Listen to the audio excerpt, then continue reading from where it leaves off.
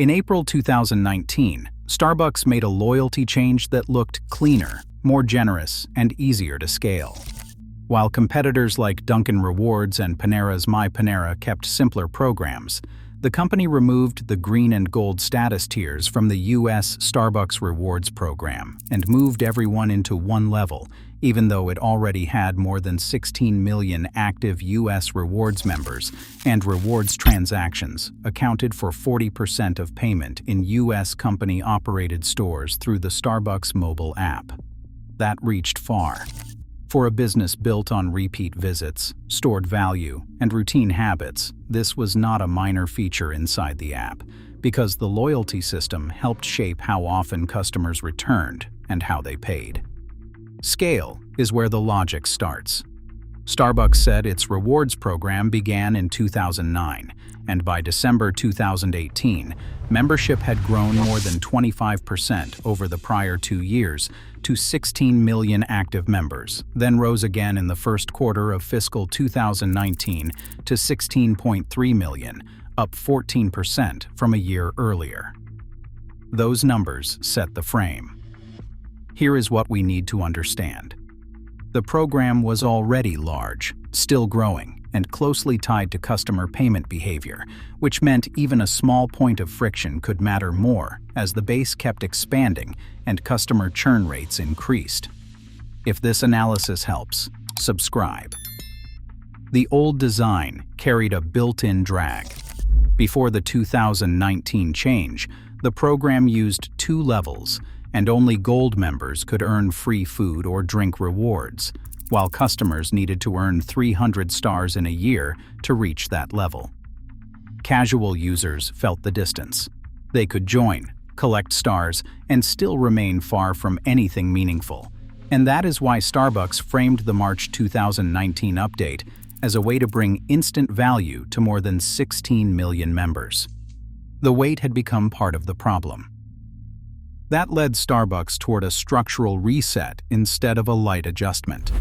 On April 16, 2019, the company moved from a 2-level membership system to a single-level model, and all members could earn and redeem stars right away after joining. The move was direct. At the same time, Starbucks introduced a new redemption menu at 25, 50, 150, 200, and 400 stars, and rather than keep green and gold status while adding faster earning or easier rewards, it removed the status barrier and made the program feel open from day one. The result was a flatter system. A faster payoff was the core benefit. Starbucks said members could now earn enough stars for a reward in as few as 2 to 3 visits, and reports at the time also noted that customers no longer had to hit the old 300-star threshold before rewards started to feel useful. That changes behavior quickly. In loyalty design, a short reward loop teaches customers that the system works and that gamification approach made sense. A simple reward that arrives sooner can shape habit more effectively than a better reward that takes too long to reach. Speed builds trust. Starbucks also kept the part of the program that already worked well. Members still earned 2 stars for every $1 spent when they used a registered Starbucks card for eligible purchases in Starbucks stores, which meant the company could remove the status gate without breaking the high-frequency payment behavior the program had already built. The core rule stayed familiar. Existing users still recognized the earning mechanic, while lighter users saw a program that looked easier to understand. And that balance let Starbucks simplify the front end without fully changing the money engine underneath it. The mechanism held. The new redemption menu widened the sense of value at the same time. At 25 stars, members could get an extra espresso shot, a dairy substitute, or added flavor. At 50 stars, they could get brewed hot coffee, hot tea, or a select bakery item. At 150 stars, they could redeem for a handcrafted drink, a hot breakfast item, or a yogurt parfait. More people could see a fit. Instead of pointing everyone toward one main prize far in the distance, Starbucks created smaller wins across more visit types, which meant more customers could picture a reward that matched what they already ordered. The menu felt closer. Higher redemption tiers extended that same logic. At 200 stars, members could redeem for a lunch sandwich, protein box, or salad, while at 400 stars, they could use stars for select merchandise or packaged coffee. The range kept widening. Starbucks said the update gave members more ways than ever to use stars toward free items, and the early growth numbers suggest the simplification did not scare customers away, because by the end of fiscal 2019, active U.S. rewards membership had reached 17.6 million, up 15% year over year. In the short term, the cleaner setup looked like a better fit. The hidden trade-off showed up later. Once everyone sits in one status pool, Starbucks has fewer built-in ways to separate casual users from heavy users, which can make a program feel fair at first, but also make it harder to manage customer lifetime value and loyalty economics over time. That pressure surfaced in February 2023.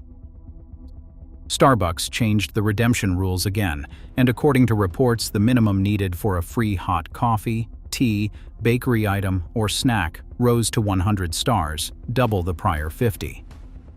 The reward ladder shifted from 25, 50, 150, 200, and 400 stars to 25, 100, 200, 300, and 400 stars. The system still looked simple, but key rewards became more expensive. Clarity had been one of the strongest advantages of the 2019 change. Customers no longer had to learn a status ladder before they could see value, because they could join, earn stars, and understand the reward menu through simple steps running from 25 to 400 stars. That reduced friction early. For Starbucks, loyalty was not only about discounts, since it also helped build habit, and that is where the simpler path worked, because a first reward could turn into a routine faster than a layered system, especially when the company wanted occasional customers to keep coming back. Simplicity felt powerful. The problem is that protecting the economics can weaken the customer's sense of progress. By the fourth quarter of fiscal 2024, Starbucks said U.S. rewards 90-day active members, meaning members active in the last 90 days, totaled 33.8 million, which was up 4% from a year earlier, but flat from the prior quarter. That flat result mattered. In the same results, Starbucks said operating margin contraction was driven in part by increased promotional activity, and operating margin is the share of revenue left after running the business. So even with a much larger rewards base than in 2019, the company was also spending more to stimulate demand. Growth now carried more cost. Outside reporting made the same pattern easier to see. Reports in October 2024 said Starbucks' strategy to drive demand through promotions and improved loyalty offers had fallen flat, and the same reporting described loyalty growth in that period as tepid, with U.S. active members flat quarter over quarter. Another perk changed next. Starting June 24, 2025, Starbucks replaced the 25-star personal cup bonus with double stars on the entire order, and for some customers, especially people buying just one drink, that could mean fewer stars than before. The result was clear. A program built to feel more open in 2019 kept needing later value adjustments, and breakage rates on unredeemed stars were no longer providing the same cost buffer. By early 2026, Starbucks was no longer treating the 2019 design as the long-term answer. Reports said the new three-tier reward structure would replace the system that had no status bands since 2019, and Starbucks then announced a reimagined program launching March 10, 2026, with 3 levels: Green, Gold, and Reserve. Starbucks also introduced a new 60-star tier that takes $2 off an item and added maximum redemption values for the 100, 200, and 300-star tiers. That was a real reversal. The company said the redesign was moving beyond a structure where star earning was tied only to payment type, which showed the earlier simplification had run out of room, and that Starbucks was rebuilding the segmentation it had removed 7 years earlier. The new structure offers 1 star per dollar at green versus 1.7 stars per dollar at reserve level, requiring 2,500 stars to unlock the highest tier. The old model no longer fit. By then, the stakes were much larger than they had been in 2019. On its first quarter fiscal 2026 earnings call, Starbucks said Rewards' 90-day active members had reached a record 35.5 million, and at its 2026 Investor Day, the company said Rewards drove nearly 60% of U.S. company-operated revenue in fiscal 2025, equal to more than $13 billion in spend. Those numbers changed the scale of the issue. That same presentation described the prior program as a one-size-fits-some approach, whether a member shopped once a year or once a day. Starbucks also said dollar limits on some redemption tiers were meant to address operational problems caused by excessive modifications, and that small incentives had turned into real cost and store friction. We can track the lesson from that sequence. Simplicity can speed adoption, but a mature loyalty system still needs segmentation and limits once it grows this large. The decision was logical, the consequences were not. For more trade-off analysis, subscribe.